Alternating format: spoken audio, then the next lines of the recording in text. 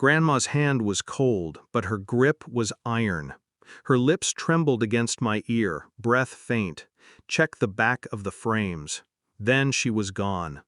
The room fell silent except for the machine's flat line. Nurses rushed in, but I stayed frozen. Those words weren't random. She never wasted words. I drove straight to her house. Every picture frame on the wall stared at me like an accusation.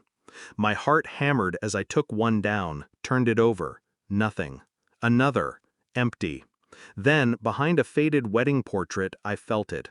Tape. A folded paper. I unfolded it and my stomach twisted. Receipts, bank slips, all in my wife's name. Money siphoned from Grandma's accounts for years. Dates matched my deployments. Tens of thousands stolen. And at the bottom, a handwritten note. She's been planning without you.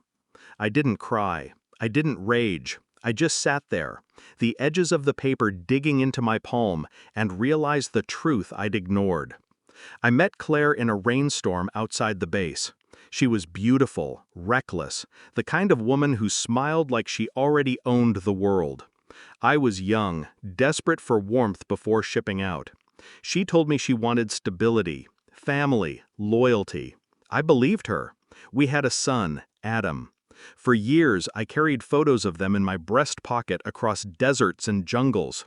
I thought the memory of her laugh would keep me alive. But the laugh I heard on that call wasn't the same.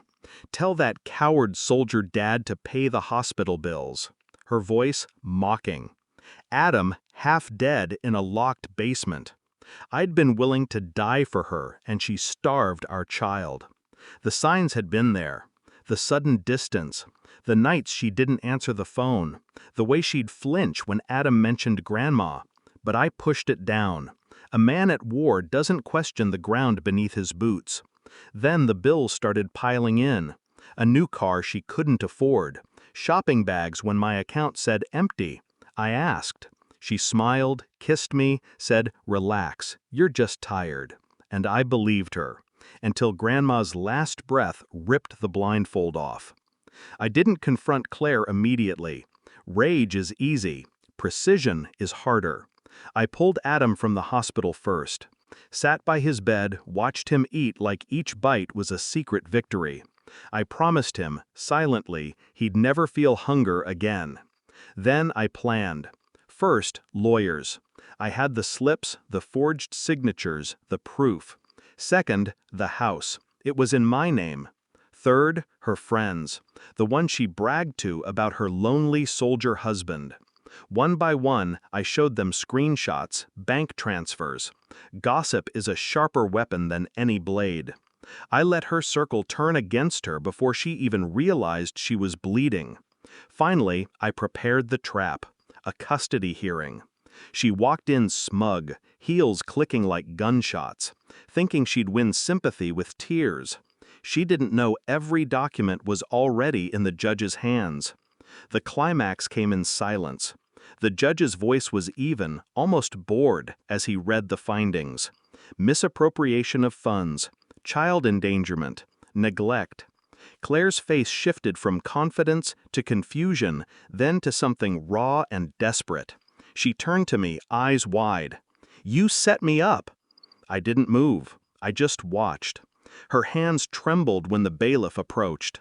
For the first time, she looked small. She whispered, "Please." But I remembered Adam's hollow cheeks, his cracked lips, his voice too weak to call out for me, and I felt nothing. When it was over, I walked out with my son's small hand in mine. The world felt quiet, like the storm had finally passed. I drove to Grandma's house one last time, took the frames down, every single one. Behind them, more slips, more evidence. She'd known. She'd been protecting me, even in silence. I sat in her living room, sunlight cutting across the floor, and finally allowed myself to breathe. Claire had always laughed at my devotion, called it weakness. But she never understood. A soldier doesn't strike in anger. He waits, watches, and chooses the moment. She thought betrayal made me fragile. It made me sharper.